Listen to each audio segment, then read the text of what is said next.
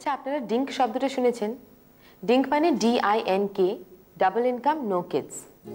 আজকালকার আধুনিক দম্পতিদের মধ্যে দেখবেন স্বামী স্ত্রী দুজনেই কাজ করছে, আর তারা অনেক সময় কোনো বাচ্চা টাচ্চা চায় না। আমার মনে হয় এটা দুটো কারণ হতে পারে। প্রথমত, তাদের একটা অলরেডি এস্টাবলিশ ছন্দ রয়েছে তাদের জীবনে, হয়তো তারা ভাবে যে বাচ্চা আসে সেটা নষ্ট হয়ে যাবে। আর তাছাড়া তাদের কর্মব্যস্ত জীবনে তাদের হয়তো সময় থাকে না বাচ্চাদের দেখাশোনা করার ঠিক করে। কিন্তু কি অদ্ভুত না, আপনি ভাবতে পারেন পৃথিবীতে অন্য কোনো প্রাণী যারা সন্তান চায় না। লুই দ্য 16 বলেছিলেন, আফটার মি দ্য ডিলুজ, অর্থাৎ আমার পরে মহাপ্লাবন। আমার মনে হয় এটা খুবই নেগেটিভ চিন্তাধারা, আমাদের এরকম ভাবা উচিত না। চলুন এই কথাটা মাথায় রেখে শুরু করছি আজকের নারী।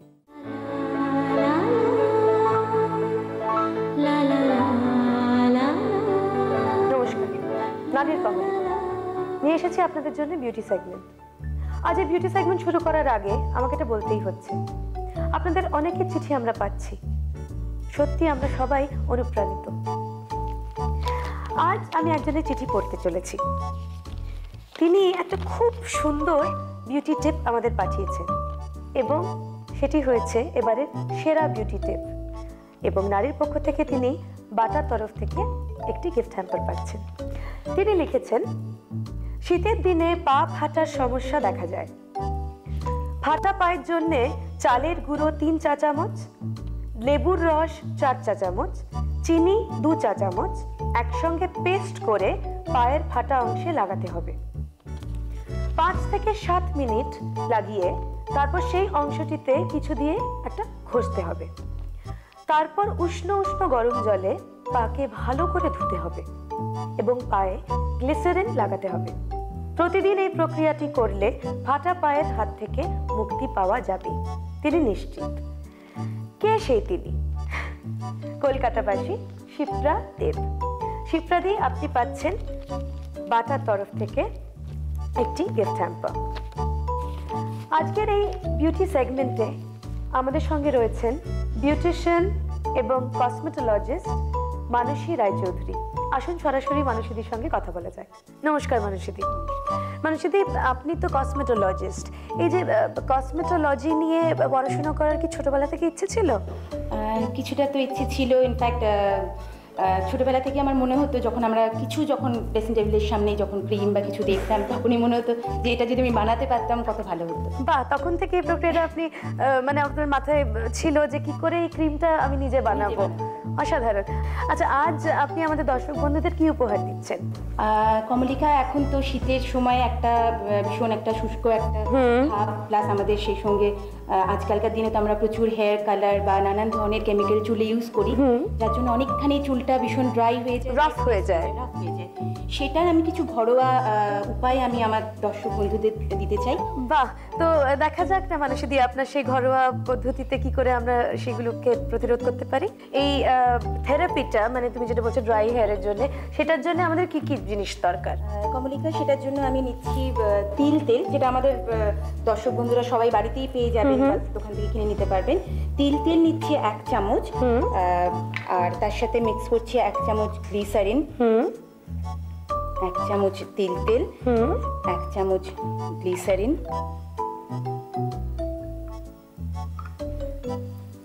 তারপর ক্যাস্টর অয়েল নিচ্ছি। আচ্ছা, 1 চামচ,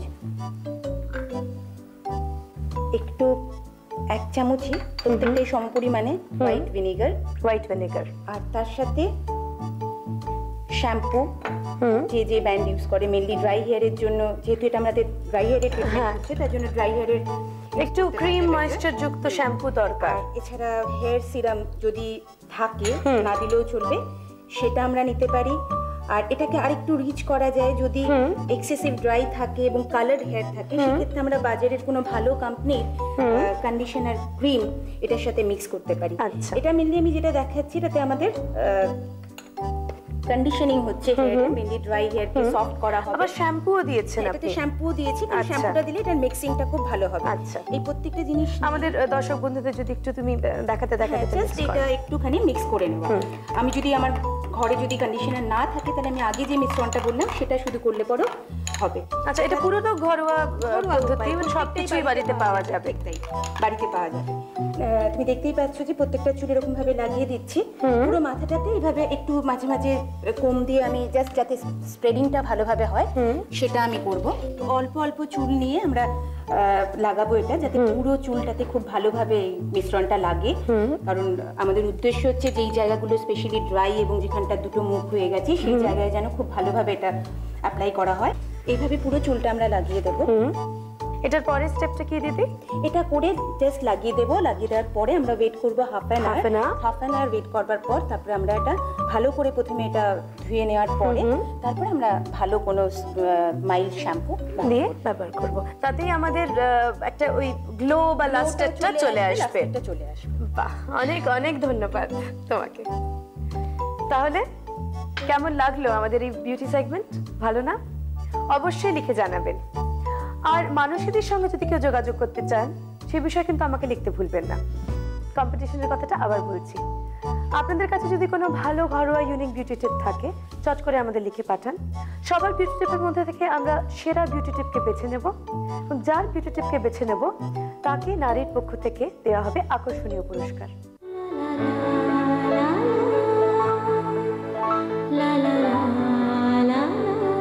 নারীর স্বাস্থ্য বিভাগ নিয়ে আমি আবার হাজির হয়ে গেছি আপনাদের সামনে। আচ্ছা, একটা কথা বলুন তো, আমাদের দেশের ইকোনমিক কন্ডিশন, অর্থনৈতিক অবস্থা যে কি তা তো আমরা সবাই জানি নাকি? কিন্তু তাতেও পপুলেশন কিন্তু বেড়েই চলেছে। এই ব্যাপারে কিন্তু আমরা মোটেই সচেতন নই। আজকে চলুন না এই নিয়ে একটু আলোচনা করি। আমাদের মধ্যে আজকে আমরা পেয়েছি বিশিষ্ট গাইনোকোলজিস্ট ডক্টর আরতি বসু সেনগুপ্ত। নমস্কার আরতি দি। আচ্ছা আরতি দি, আজকে আমাদের সাবজেক্টটা হচ্ছে ওরাল কন্ট্রাসেপটিভ, তাই তো? এই ব্যাপারটা যদি একটু বুঝিয়ে বলেন। ওরাল কন্ট্রাসেপটিভ হচ্ছে কোনো কৃত্রিম উপায়ে সিনথেটিক প্রসেসে তৈরি পিল, বড়ি, যেটা মুখ দিয়ে খাওয়া হয়। বুঝতেই পারছো ওরাল কন্ট্রাসেপটিভ কেন বলছি। এটা হচ্ছে জন্ম নিয়ন্ত্রণের জন্য, মেয়েদের জন্য তৈরি করা। এটা আমাদের এখানে 1960-62 সালে এলো। আমাদের সরকার এটা প্রবর্তন করলো। এই যে কথাটা বলছে যে অনেক জনবিস্ফোরণ, তারা ভাবলেন যে হ্যাঁ, মেয়েদের তাদের যে ওভুলেশনটা যদি বন্ধ করা যায়, তারা যদি গর্ভ সঞ্চার কি করে বন্ধ করা যায়, সেই জন্যই ওরাল কন্ট্রাসেপটিভের প্রবর্তন। আচ্ছা দিদি, এই ওরাল কন্ট্রাসেপটিভস কিভাবে কাজ করে? ওরাল কন্ট্রাসেপ্টিভ কাজ করে মানে যে মানে মেয়েদের যে ওভুলেশন হয় গর্ভ সঞ্চয়ের জন্য, তো মেয়েদের মাসিকের যে ডেটগুলো ধরো 25-28 দিনে যে মাসিকটা হয় তার মাঝখানে একটা ওভুলেশন হয়, ওভাম বেরোয়। সে ওভামটা যদি বেরোয় আর যদি স্পামের সঙ্গে ওভামের মিলন হয় তবেই গর্ভ সঞ্চার হয়।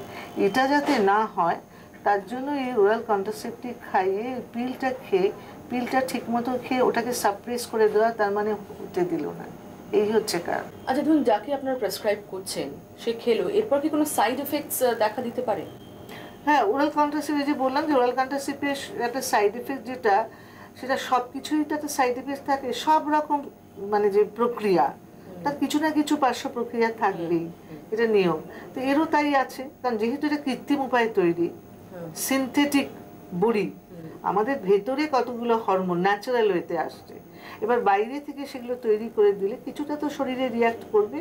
এবং বিশেষ করে আমাদের এখানকার মেয়েরা যেটা ভীষণ লিভার মানে যকৃতের যেটা বলবো লিভার ডিজিজে ভোগে, তাদের আর কি আমাশা আছে, এইসব মেয়েদের কিন্তু আমরা যে দিই আমরা দেখেছি যে খুব স্যুট করে না, বুঝতে পেরেছো?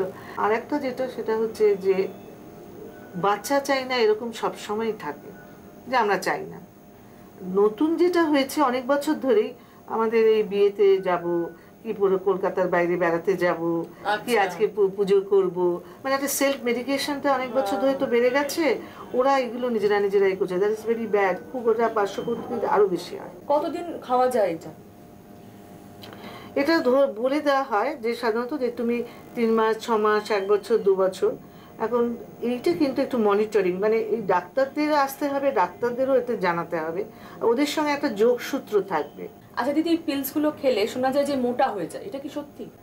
কিছু তো মিথ থাকে, মানে যেটা ভ্রান্ত ধারণা। সে যদি একটা মোটার ধার থাকে, কিংবা সে যদি ধরো তার বাড়িতে কেউ মোটা থাকে, সে কিন্তু মোটা, সে যদি বেশি খেতে ভালোবাসে সে কিন্তু মোটা হবে। তার সঙ্গে পিলের যে সম্পর্কটা, আমি আবারও বলছি যে পিলের সঙ্গে ডাইরেক্টলি কিন্তু এটা একটা ভ্রান্ত ধারণা।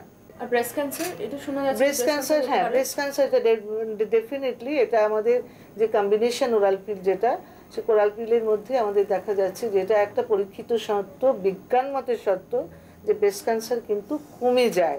ব্রেস্ট ক্যান্সার যাদের, কিন্তু আমার পিসিমার ব্রেস্টে ক্যান্সার হয়েছে, আমার মার ছিল, আমার এইখানে যে জেনেটিক ফ্যাক্টরগুলো সেখানে কিন্তু এক্সক্লুড করতে হবে।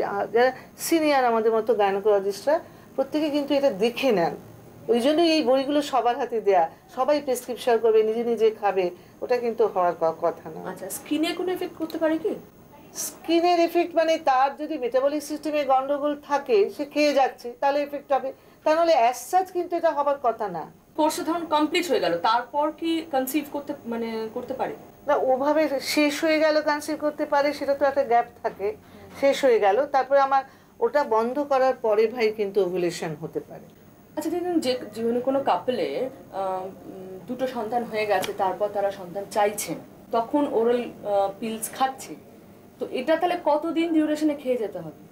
দুটো সন্তানের পরে সে যদি ওরকম ওরাল পিল খায়, তাহলে তার বয়স কত, তার নানান রকমভাবে তাকে পরীক্ষা নিরীক্ষা করে, জরায়ুর মুখটা কেমন, জরায়ুর মুখে কোনো রকম আলসার আছে কিনা, জরায়ুর জল নিয়ে পরীক্ষা, এসব করে যদি সে ওরাল পিল খায়, তাহলে কিন্তু একদম ভালো করে কি ধরনের পিল, কম্বিনেশন পিল, এখন লো ডোজ পিল হয়েছে, এই ধরনের কম্বিনেশন পিল যদি দিতে হয়, তাহলে ওই আবার ঘুরে ফিরে সে একই কথা, দক্ষ ডাক্তার স্পেশালিস্ট তার কাছে থেকে সে খেতে পারে।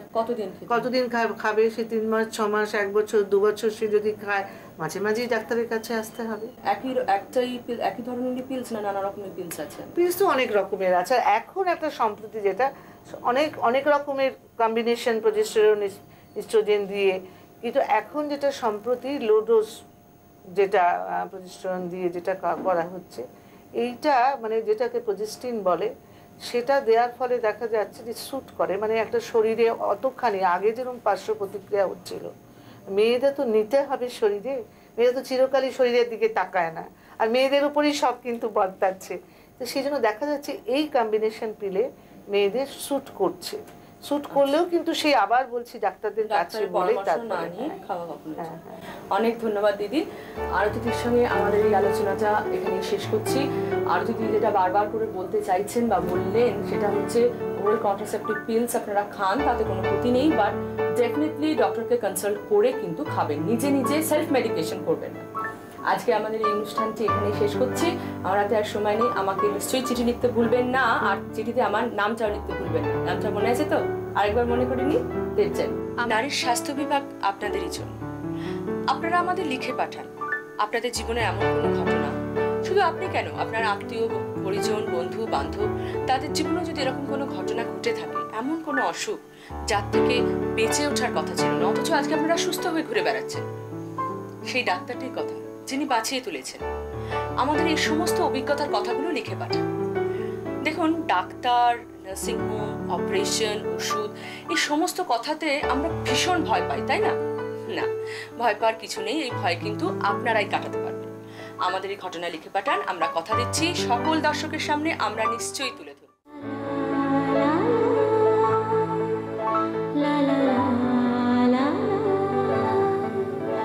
নমস্কার, আমি কাঞ্চনা, আপনাদের সঙ্গে আড্ডা দিতে আবার চলে এলাম। মন ভালো লাগা তাতে কবিতা, মন খারাপ লাগা তাতেও কবিতা, বন্ধুর সঙ্গে ভাব কবিতা, বন্ধুর সঙ্গে আরি কবিতা, জীবনকে ভালোবাসা কবিতা, জীবনের থেকে দূরে চলে যাওয়া তাতেও কবিতা। কিন্তু যাদের কবিতার মতন কথা, যাদের কথাতেও কবিতার জাদু আছে, সেই সুবোধদার মল্লিকাদির সঙ্গে আড্ডা মারলে কেমন হয়? তাই আমি 7 সকালে বেরিয়ে পড়েছি সেজে গুজে তাদের সঙ্গে আড্ডা মারতে।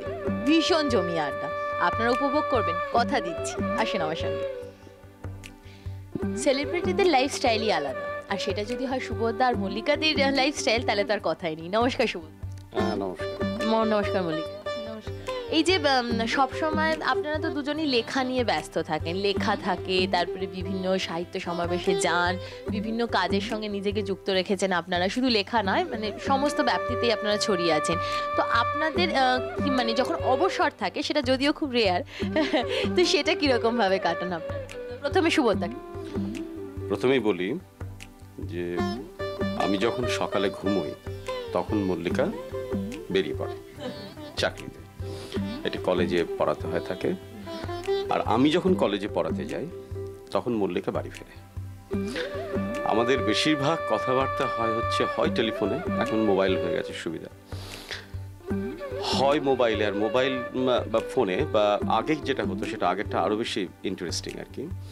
সেটা হচ্ছে অনেক সময় মল্লিকা ওই বাড়ি থেকে বেরোনোর সময়, ভোর সকাল বেরোনোর সময় মাথার কাছে একটা চিরকুটে লিখে রেখে যেত যে এই ফ্রিজে এই খাবার আছে, এই মলিনাকে এই রান্না করতে বলো, এই রেখে গেলাম। রোডও তখন ভীষণ ছোট আমাদের ছেলে, ওর স্কুলের গাড়ি আসবে 11:15 ঠিক মতো তুলে দিও। এই যে ইনস্ট্রাকশনগুলো লিখে রেখে ও বেরিয়ে যেত। এবং আমি বাড়ি ফিরতাম প্রায় বেশি দিনই, মানে কলেজ স্টোরেজ হয়ে যাওয়ার পরে বিকেলবেলা বন্ধু বান্ধবদের সঙ্গে আড্ডা মেরে, সন্ধ্যেবেলায় আরও অন্যরকম আড্ডা মেরে, তারপরে অনুষ্ঠান থাকে, তারপরে রাত্রি করে বাড়ি ফিরছি। একটা মজা হয় মাঝে মাঝে, এই যে এত সারাটা দিন সকাল থেকে রাত পর্যন্ত, রাত্রি ফিরে এসে তারপরে খাওয়া দাওয়া করে একটু ঘুমিয়ে পড়া। একদিন একটা ঘটনা ঘটেছিল, সেটা প্রায় ঘটছিল, অনেকে লক্ষ্য করেনি। হঠাৎ একদিন একজন আমাদের কবিবন্ধু লক্ষ্য করেছে যে মঞ্চে, আমি তো বিকেলবেলা কলেজ থেকে একাডেমির মঞ্চে গিয়ে বসেছি, কবিতা পড়া আছে সেখানে, মল্লিকাও সেখানে আমন্ত্রিত, যেরকম হয় আর কি।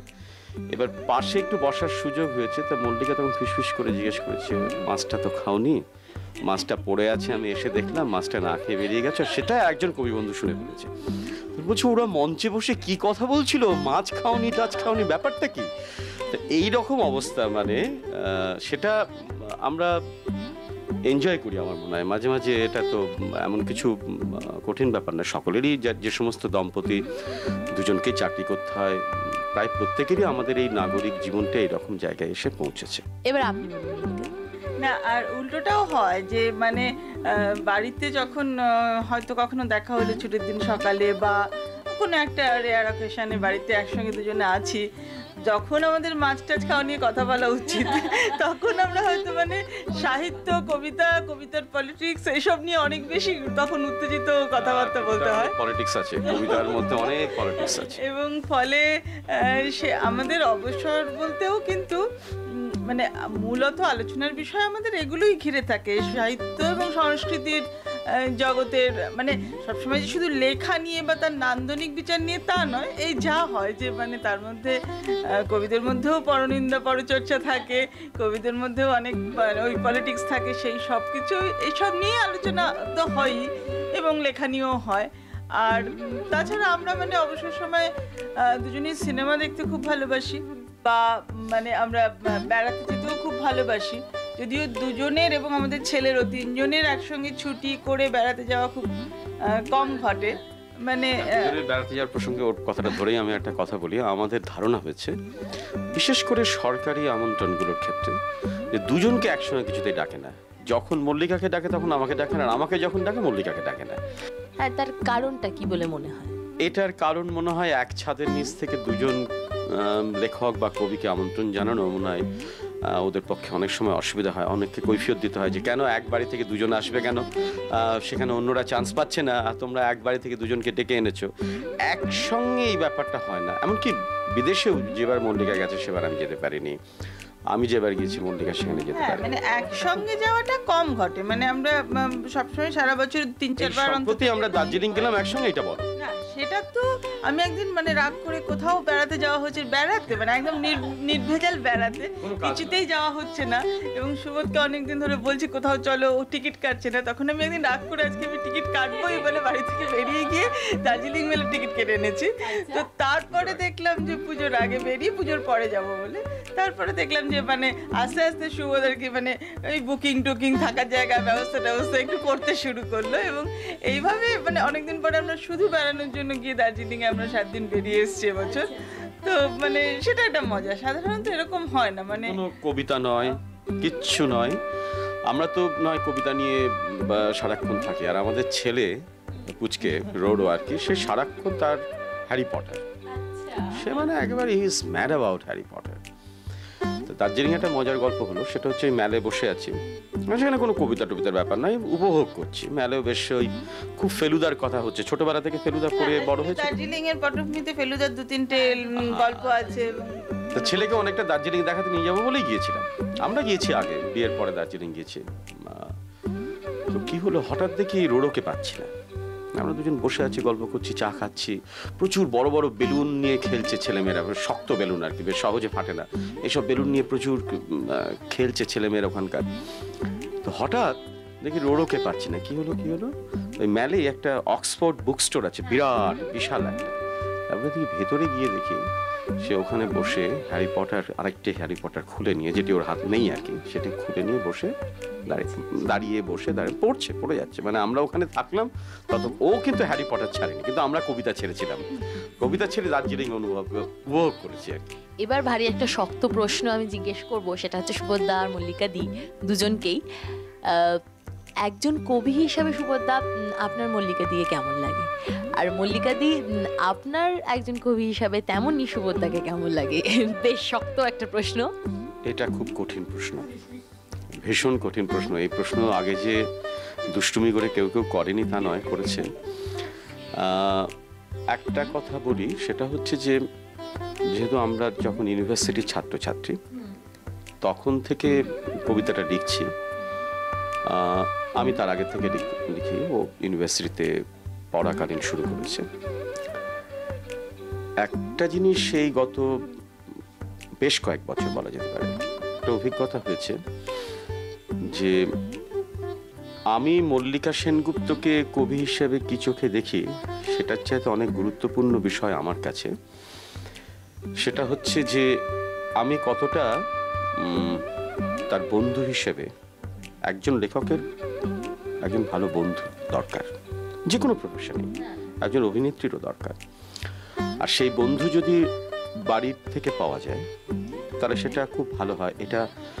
এটা খুব বড় উদাহরণ ইতিহাসে বারবার ঘটেনি হয়তো, মানে আমি বড় উদাহরণ হিসেবে বলতে চাইছি। ধরা যাক যে রবীন্দ্রনাথের পরিবারটা ছিল প্রায় একটা বিরাট পাড়ার মতো। তার সবাইকে ইনভলভ করে নিয়ে জড়িয়ে, এই লিখছে, ও লিখছে, পত্রিকা বের করছে, কাটাকুটি করছে, এডিট করছে, সবাই মিলে বেশ একটা, মানে এখন যদি আধুনিক সময় যদি রবীন্দ্রনাথের পরিবার থাকতো, মানে এই সময়, তারা দেখা যেত ওদের বাড়িতে 2-3টে ফিল্ম মেকার আছে, দেখা যেতই অবধারিত। এই উদাহরণটাই চলে এলে লোকে বলবে যে তুমি আমাদের লোকে বোঝে, লোকে বোঝে, লোকে কি বলতে চাইছে বুঝবে, এটা আমি বলছি না। এইরকম উদাহরণ যদি হতে পারতো, মানে আমি বলতে চাইছি যে সেটা তো এখনকার ওইরকম পরিবার হওয়া সম্ভব নয়। এখন আমাদের পরিবারগুলো ছোট ছোট নিউক্লিয়ার ফ্যামিলি। এখন আমার ছেলে কবিতা সম্পর্কে কোনো আগ্রহ নেই, আমার ছেলের ভবিষ্যতে হবে কিনা আমি জানি না, সেটা হ্যারি পটার ছাড়া কিছু পড়ে না। আমি আমাদের দুজনার সীমিত উদাহরণ থেকে এটা বলছি যে আমি কতটা বন্ধু হয়ে উঠতে পারি একজন লেখকের বন্ধু হতে গেলে তো সেই লেখার ভেতরের অন্তর রহস্যটা জানা দরকার। সেটা যেহেতু আমি লিখি, সেটা কিছুটা জানলেও জানতে পারি। এই জায়গা থেকে আমার একটা ভূমিকা থাকে যে আমি কতটা কাজে লাগতে পারছি, কতটা সাহায্য করতে পারছি, যে এইখানে এই লাইনটা পাল্টেও আর একটা লাইন আসতে পারে। আজ সকালেও সেটা বলছি, বা ঠিক ও সেরকম ভাবে হয়তো আমাকে বলতে পারে। আমার মনে হয় যে আমি একজন কবি লিখছেন, এত কাছ থেকে একজনকে ঠিক বিচার করা যায় না। আমি পাশে বসে আছি, একসঙ্গে খাচ্ছি, যাচ্ছি, থাকছি, ঘুমোচ্ছি, আমার মনে হয় একজনকে মেপে ওঠা খুব কঠিন একজনের পক্ষে। ঠিক খেয়াল হয় না যে কত বড় সে। আমার কাছে নিশ্চয়ই মল্লিকা সেনগুপ্ত, আমি যদি এবার ধরা যাক যে আমি তার স্বামী নই, একজন পাঠক, এই পাঠক হিসেবে আমি বলবো যে আমি মল্লিকা সেনগুপ্ত নামে কারোর একজন কবিতা আমার কাছে এসে পৌঁছচ্ছে এবং আমি পড়ে দেখবো না, এটা হতেই পারে না, আমি নিশ্চয়ই পড়ে দেখবো। এবং এই পাঠক হিসেবে আমার মধ্যে সেই আগ্রহটা শেষ দিন পর্যন্ত থাকবে, এইটুকুন বিশ্বাস আমার আছে। একজন কবির কাছে আমার মনে হয় সেটাই সবচেয়ে বড় পাওনা। আর মল্লিকা দি, এবার আপনাকে আমরা চেপে ধরবো, এবার বলতে হবে সুভদ্রা সম্পর্কে কথা। ঝগড়া লাগবে না তো? না, ঝগড়া একটু লাগার তো ভালো, সেটা ঝগড়া ছাড়া তো কিছুই হয় না। না, প্রথমে বলি যে আমি তো সুভদ্রার কবিতা পড়ে সুভদ্রার প্রেমে পড়েছিলাম, তো শুরুটা তো এইভাবেই, মানে হ্যাঁ। তো তারপর মানে অনেক বছর কেটে গেছে এবং মানে সুভদ্রার লেখাও অনেক পাল্টেছে। আমরা অনেকটা একসঙ্গেই মানে বেড়ে উঠেছি বলা যায়, একসঙ্গে দীর্ঘদিন ধরে কবিতা লিখছি, বা আমাদের চিন্তা ভাবনার কোনো জায়গায় নিশ্চয়ই মিলও আছে। তো ফলে যেটা আমি বলবো যে মানে কবিতা লিখতে গিয়ে যে একটা স্ট্রাগল থাকে, নানা রকম চ্যালেঞ্জের মুখোমুখি হতে হয়, নানা রকম বিরোধিতা সহ্য করে লিখে যেতে হয়। তো সেই জায়গা থেকে আমি হয়তো সুবোধের কবিতা পছন্দ করি, বা কবিতার ধরনটা, কবিতার চিন্তা ভাবনাটাকে পছন্দ করি। এবং সেটা মানে অন্য ক্ষেত্রে যদিও আমি সম্পূর্ণ অন্যভাবে, এমনও অনেক সময় হয়েছে যে কোনো একটা বিষয় নিয়ে লিখেছি আমরা দুজনেই ঘটনাচক্রে, ধরা যাক গুজরাট নিয়ে, বা ধরা যাক যে ক্রিকেট নিয়ে, তো এরকম তো হয়, বা ধরা যাক দুর্গাপূজা নিয়ে, দুজনেই লিখেছি, কিন্তু দুটো কবিতা দুই মেরু, তার সত্ত্বেও কোথাও একটা হ্যাঁ এবং সেই জায়গাটা বোঝার মধ্য দিয়ে হয়তো এক ধরনের মানে পছন্দ তৈরি হয়। আচ্ছা মল্লিকাদি, আজকের সমাজে যে মানে প্রতিটা ক্ষেত্রেই যেটা দেখা যাচ্ছে অবক্ষয় দিনের পর দিন চলছে এবং সেটা বেড়ে যাচ্ছে, আমাদের দেখা পাশের মানুষটিও কিন্তু সেই দিকে এগিয়ে যাচ্ছে, হয়তো আমরা কিছু করতে পারছি না, নিজেদের একটা যেটা বলবো যে নিজেদের একটা সীমা আমরা ঠিক করে রেখেছি আগে থেকে, এর বাইরে আমরা যাব না। তো সেখানে কবিতা কতটা কি করতে পারছে বলে এখন আপনার মনে হয়? না, এই প্রশ্নটা সবসময় আমাদের নাড়া দেয়, এবং মানে হঠাৎ করে ভাবলে এটাই মনে হয় যে কবিতা আর কি করতে পারে। সমাজটা তো, সমাজের অধিকাংশ লোক যেরকম স্বার্থপর, নিষ্ঠুর, মানে অন্যের প্রতি অসহিষ্ণু হয়েই যাচ্ছে। কিন্তু তাহলেও আমি দেখেছি মানে মানুষের তো একটা বিপন্ন অবস্থায়, সংকটের মুহূর্তে একটা কোথাও সান্ত্বনা দরকার হয়, একটা কোথাও আশ্রয় দরকার হয়। অনেক ক্ষেত্রে দেখেছি, অনেক মানে পাঠকের প্রতিক্রিয়া থেকে দেখেছি যে বোধহয় কবিতা তাদের কাছে কোনো একটা জায়গায় একটা মানে প্রলেপ দিতে পারে। মানে বহু লোক এসে বলে যে আপনি আমার কথাটা লিখেছেন, কি করে লিখলেন, মানে সেটা হয়, বা কোথাও একটা হয়তো খুব সামান্য হলেও একটা চেতনা তৈরি করতে পারে, সেটা হয়তো খুব বেশি নয়। কিন্তু দেখুন মানে একটা ফরাসি বিপ্লবের পেছনে তো লিখিত তত্ত্ব, থিওরি, বই, তার তো একটা ভূমিকা ছিল, এবং সমস্ত বিপ্লবের পেছনেই থাকে, লেখকদের একটা ভূমিকা থাকে, এবং একটা সমাজ কিভাবে তৈরি হবে, কিভাবে চলবে, তার পেছনেও লেখকদের একটা বইয়ের একটা ভূমিকা থাকে। তো সেই জায়গা থেকে একজন লেখক, একজন কবি কি করতে পারে, তার তো এটাই কাজ যে রিয়্যাক্ট করা, এবং মানে এই বিশ্বাস থেকেই আমরা লিখি যে কোথাও একটা সেটা পাঠককে স্পর্শ করে। সময় বহিয়া যায় নদীর মতন প্রায়, একদম এই কথাটা ভুল, সবার সঙ্গে সময়টা নদীর মতন হয় না, তবে সেটা যদি সুবোধদার মল্লিকাদি হবে সত্যি হয়। আর এরপরে একদিন সারাদিন আড্ডা মারবো, কোনো কবিতা নয়, নো সমাবেশ, শুধু আমার সঙ্গে আড্ডা, কথা দিলাম। আজকে চলি, নমস্কার।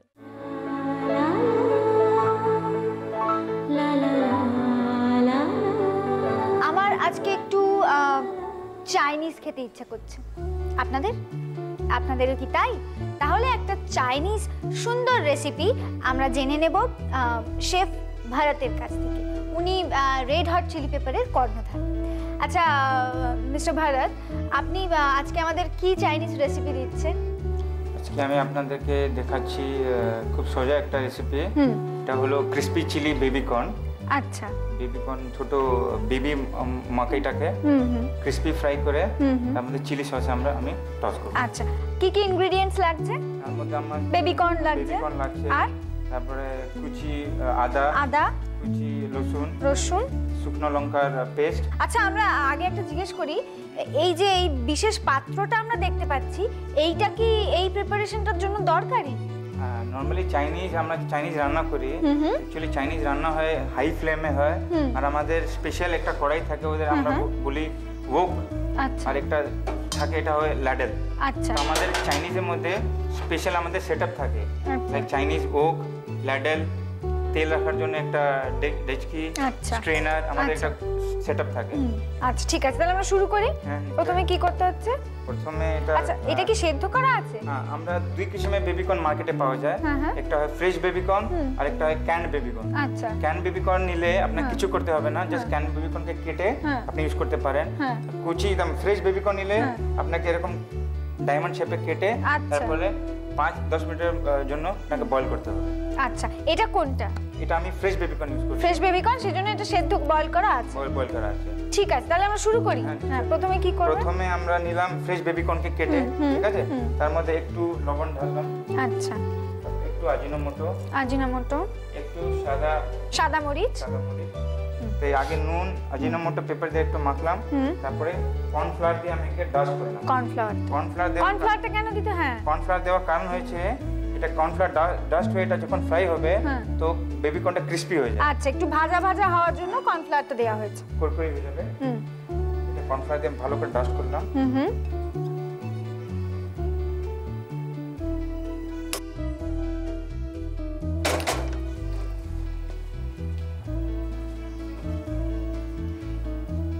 তেল বোধহয় বেশ অনেকটা লাগছে না? অনেকটা লাগছে বিকজ এটা ফ্রাই হচ্ছে। আচ্ছা, এটা ওই ডুবো তেলে বেশ অনেকটা তেলে হবে। আচ্ছা, আপনি আগে কোথায় ট্রেনিং নিয়েছিলেন? ট্রেনিং আমি হোটেল ম্যানেজমেন্ট পাস করেছি ট্রিভেন্ড্রাম থেকে। আচ্ছা। তারপরে আমাকে তাজ গ্রুপ অফ হোটেলস আমাকে সিলেক্ট করেছিল ম্যানেজমেন্ট ট্রেনিং অপারেশন হিসাবে। আচ্ছা। তারপরে আমি তাজ বেঙ্গল জয়েন করলাম 1994 এ। আচ্ছা আচ্ছা। আমি 6 বছর কাজ করলাম তাজ বেঙ্গলে। আপনি 6 বছর কাজ করলাম। ওখানে যে চাইনিজ রেস্টুরেন্ট শিনওয়াজরি, one of the best restaurant in the country, ওখানে আমি ইনচার্জ ছিলাম যখন আমি ছাড়লাম এটা 1999 এ। আচ্ছা, তেলটা বোধহয় গরম হয়ে গেছে না? গরম হয়ে গেছে। এই যে ডাস্টেড বেবিকর্ন গুলো আমি আস্তে আস্তে করে ঢালছি।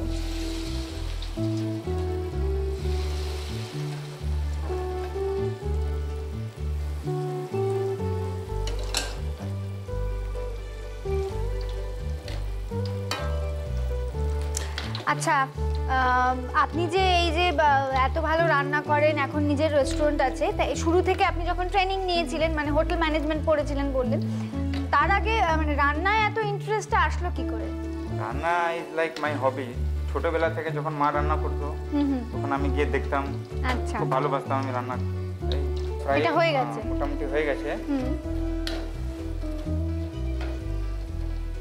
এটা কি মানে কি দেখে বোঝা যাবে যে এটা হয়ে গেছে? একটু ব্রাউন ব্রাউন? না, যখন ফ্রাই হয় না তখন উপরে ফ্লোট করতে থাকবে, তখন বোঝা যাবে কি এটা ফ্রাই হয়ে গেছে। প্লাস কালারও আসতে থাকবে স্লাইটলি ব্রাউন ব্রাউন, একটু ব্রাউন। এটা হয়ে গেছে। ফ্রাই করে আমরা এটাকে স্ট্রেন করে দিলাম। আচ্ছা, এখানে একটা এইটার উপরে এটা একসাথেই না, পাত্রটা এরকমই, ছাকনিটা উপরে আছে, তলায় মানে তেলটা ঝরে যাচ্ছে আর পপকর্নটা উপরে থেকে। এখন আমি বেবিকর্ন বানাচ্ছি, এখন মশলা বানাচ্ছি। এই যে কড়াইতে আমি যে ফ্রাই করলাম তার মধ্যে একটু তেল রয়ে গেল, ঠিক আছে? এখান থেকে আর একটু তেল নিলাম, তারপরে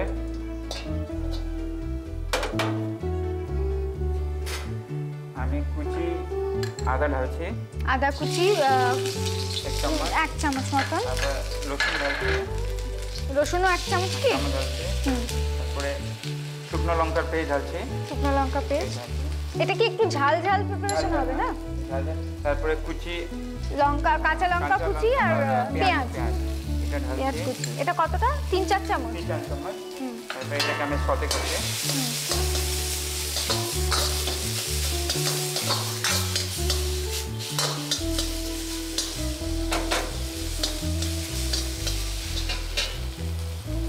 এটা কুচি পেঁয়াজ কলি ঢালছি আমি। পেঁয়াজ কলি ছোট ছোট কুচি করে কাটা। তারপরে ডাইসটা ঢালছি। তারপরে আবার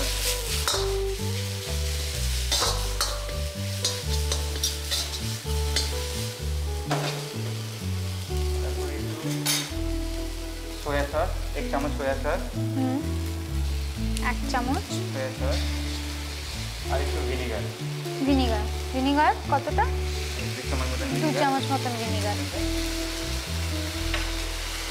তারপরে টমেটো কেচাপ ঢালছি আমরা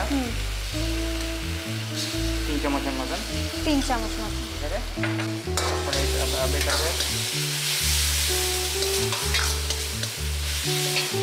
বেবিকর্ন যে ফ্রাই হয়েছিল হ্যাঁ হ্যাঁ ফ্রাই বেবিকর্নকে আমরা ঢালছি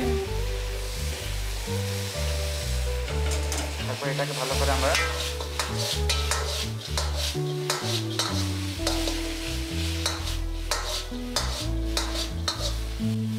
চাইনিজ রান্নার একটা ব্যাপার যেটা আছে সেটা কিন্তু বানানো দেখতেও খুব ভালো লাগে আচ্ছা, এই যে আগে আমরা মশলাটা তৈরি করলাম, ওটা খুব একটা বেশিক্ষণ ফ্রাই করতে হয় না। সবগুলো দিয়ে নেড়ে একটু তারপর বেবি কর্নটা দিয়ে দিলেই হয়ে যাবে।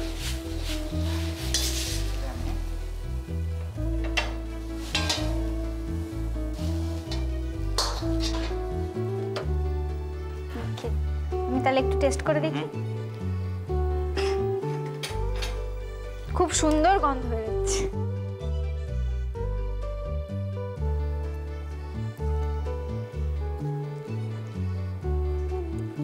ক্রিস্পি ব্যাপারটা কিন্তু খুব ভালো এসেছে। ক্রিস্পি চিলি বেবি কর্ন করতে লাগছে বেবি কর্ন, পেঁয়াজ পাতা কুচি, পেঁয়াজ কলি, টমেটো কেচাপ, আদা কুচি, আজিনামোটো, শুকনো লঙ্কার পেস্ট, কুচি করা পেঁয়াজ ও কাঁচা লঙ্কা, সাদা মরিচ গুঁড়ো, রসুন কুচি, সয়া সস, ভিনিগার, কর্নফ্লাওয়ার ও সাদা তেল। সেদ্ধ বেবিকর্নগুলো ডায়মন্ডের আকারে কেটে নিন। এতে নুন, সাদা মরিচ, কর্নফ্লাওয়ারের গুঁড়ো ছড়িয়ে একধারে রেখে দিন। তেল গরম করে নিন আর কর্নফ্লাওয়ারের গুঁড়ো মাখানো বেবিকর্নগুলি ওতে ঢেলে দিন। ততক্ষণ পর্যন্ত ভাজুন যতক্ষণ না তাতে বাদামি রং ধরে। তেলটা ঝেড়ে ফেলে একদিকে রেখে দিন। কিছুটা তেল গরম করে ওতে আদা কুচি, রসুন কুচি, লাল লঙ্কা পেস্ট, পেঁয়াজ কুচি ও কাঁচা লঙ্কা দিন। এবার রান্না করুন। এবার এতে টমেটো কেচাপ, সয়া সস দিন। এবার ভাজা বেবিকর্নগুলো দিয়ে দিন এবং পরিবেশন করুন।